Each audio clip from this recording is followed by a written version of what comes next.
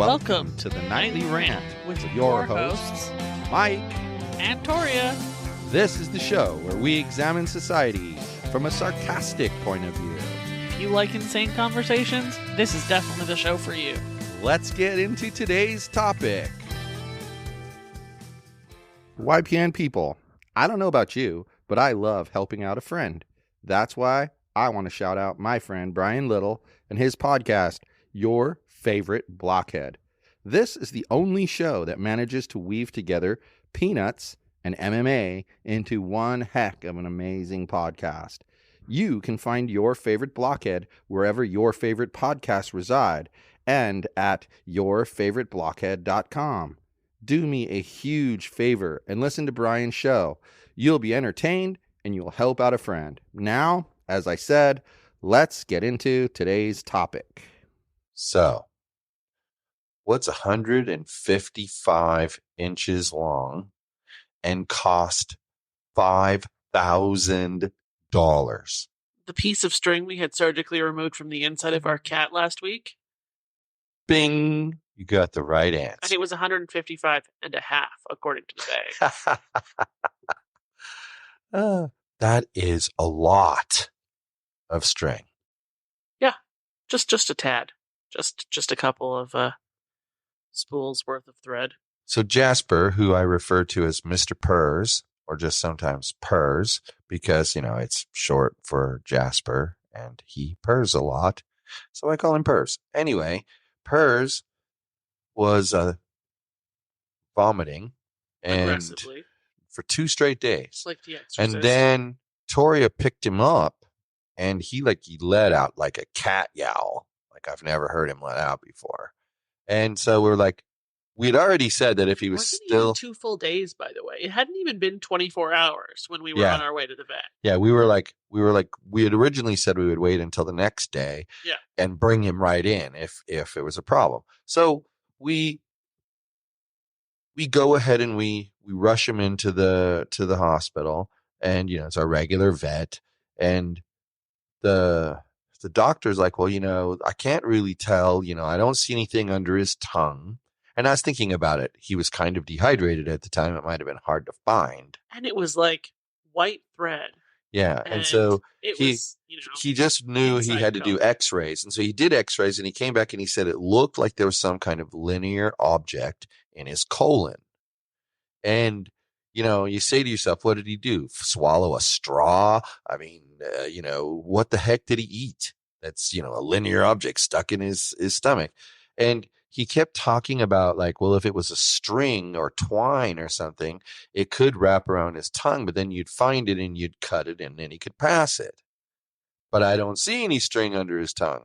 So they said that they wanted to keep him overnight, right? Isn't that what happened? Hydrate him and see if they could get whatever it was to pass. And then the next day, there were still problems. Well, she called us late at night to give us an update. Proceeded to tell us that he had a fever and that his calcium was high and that she didn't know what was going on and that he might have eaten a vitamin D pill. I forgot about that holy shit, we take the highest dose possible vitamin D. This cat is screwed. That's what went through my head. Yeah. Then the next morning he wasn't doing any better. And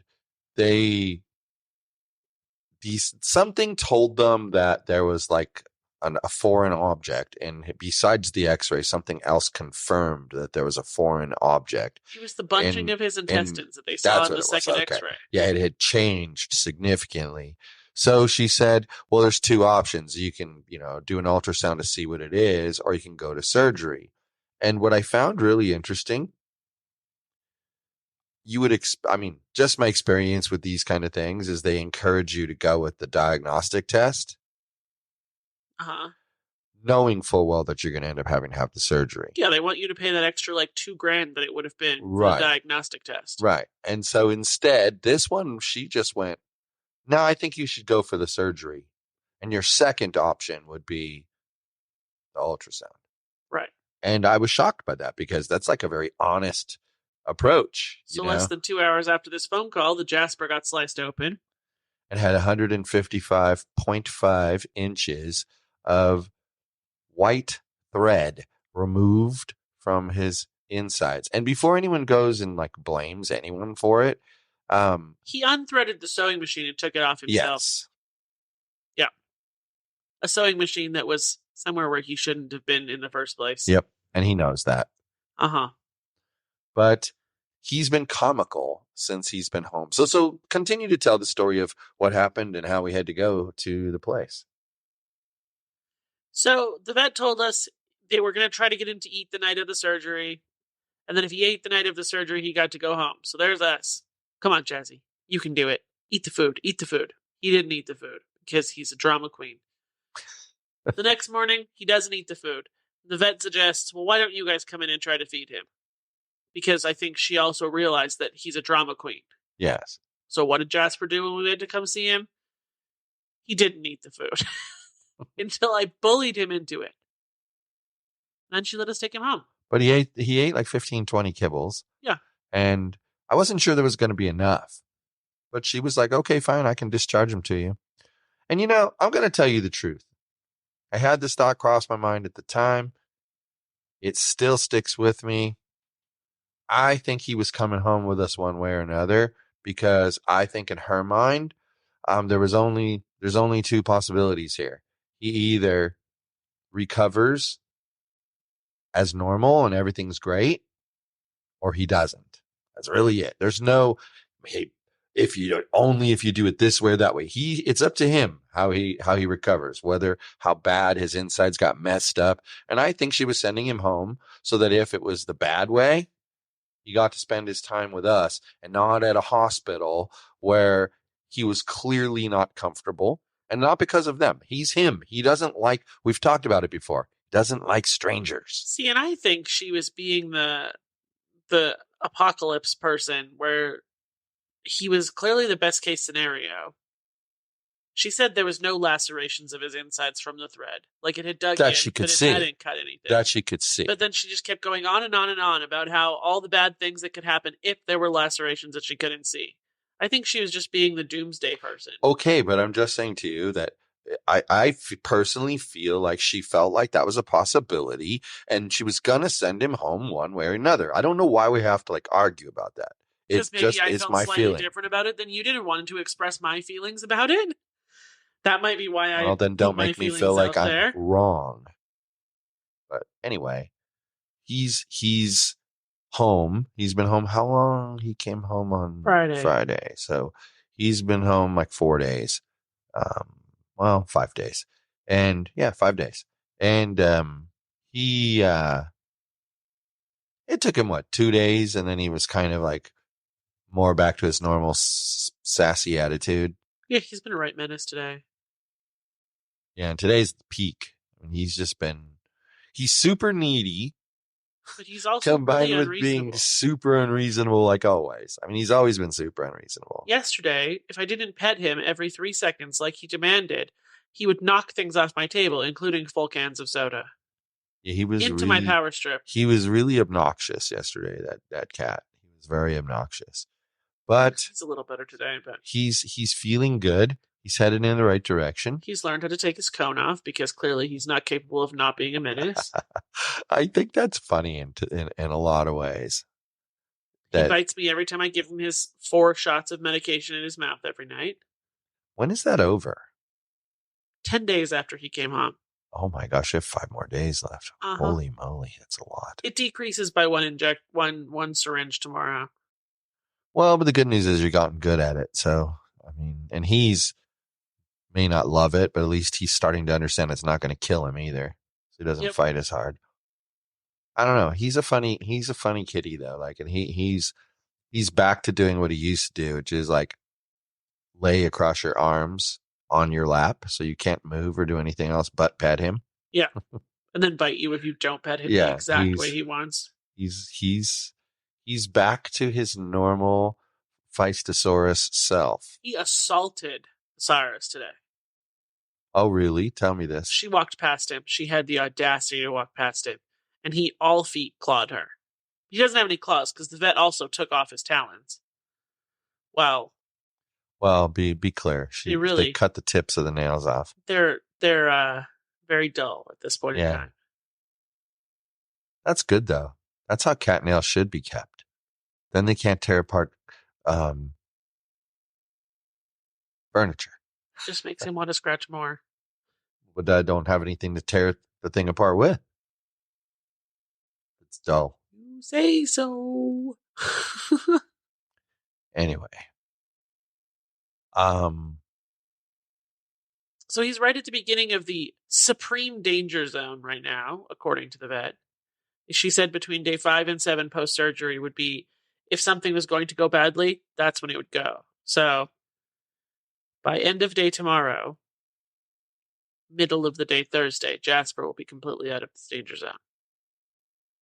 Yeah, and he hasn't had any problems with his belly, has he? No. That's what we're trying to avoid, is problems with his belly. Yep.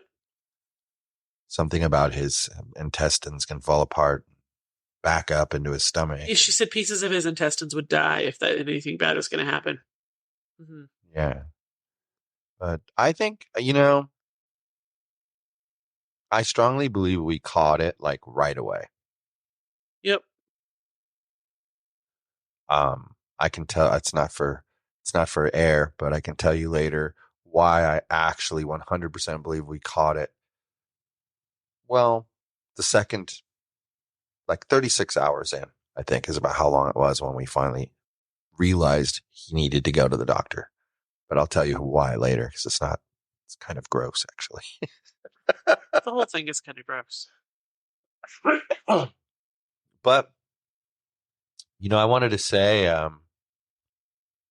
not that long ago, it was about a month ago, we, once you hear this, it'll be a month ago, we got to celebrate the 300th episode of Your Favorite Blockhead with Brian.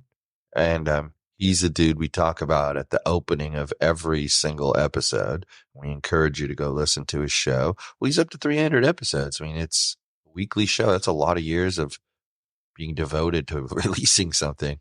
I mean, I guess if you decide to go and listen, at least you've got a lot of backlog to listen to. Yeah, 300 episodes. You could really binge, and it would take you a long time to catch up. I mean, that's like binging this show. It would take forever for you to catch up and understand everything.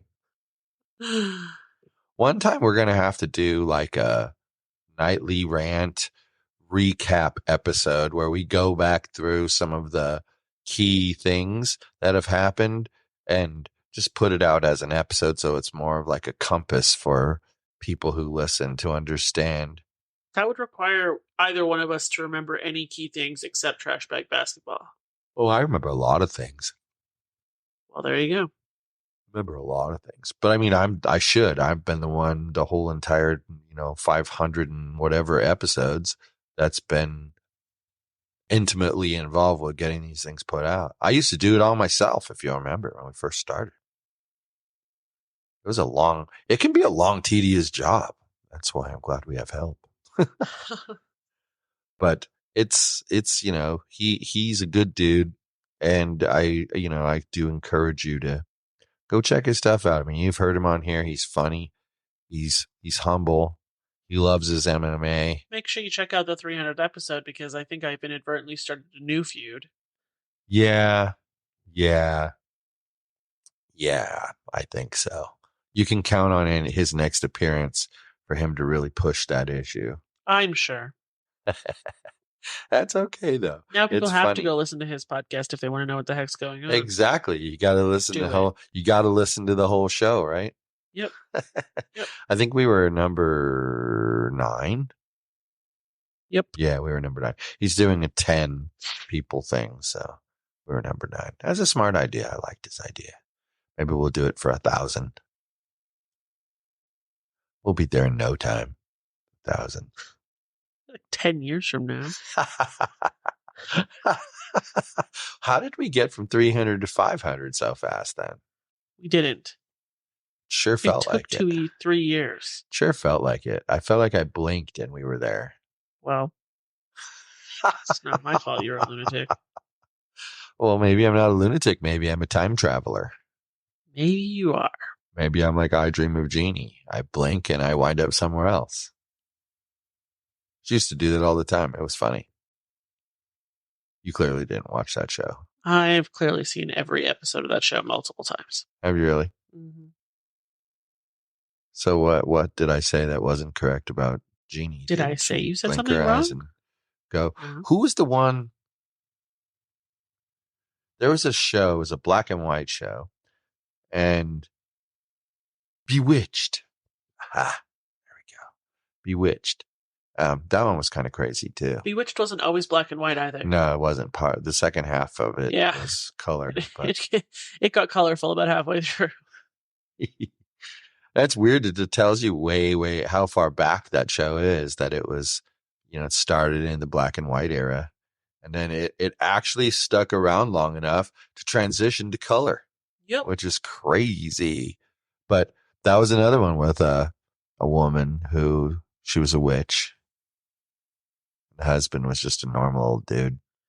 No, her husband was an idiot. He was a normal old dude. Darren was a nice guy. He was an idiot. Darren That Stevens. was the whole point of the show. Darren Stevens. That her husband was an idiot. He was funny.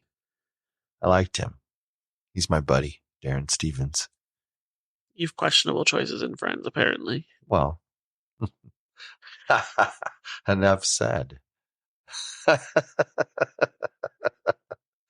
Anyway, I think that Jasper is going to be just fine. No ripples in the zoo. Don't worry, we'll update you in the next episode because by then he'll be out of the danger zone. Yep, we'll let you know. Probably getting his stitches removed. I thought they were disappearing stitches. No, we have to take him in to get his stitches removed at the 10 to 14 day mark.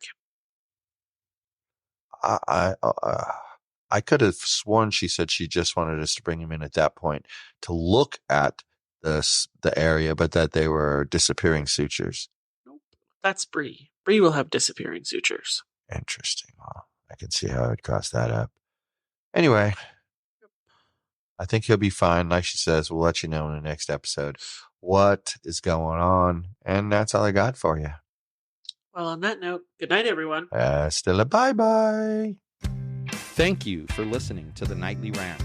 If you enjoyed the show, please give us a 5-star rating on Apple Podcasts or Google Play. If you didn't enjoy the show, please just ignore that previous request for a rating. This has been a Yogi's Podcast Network production.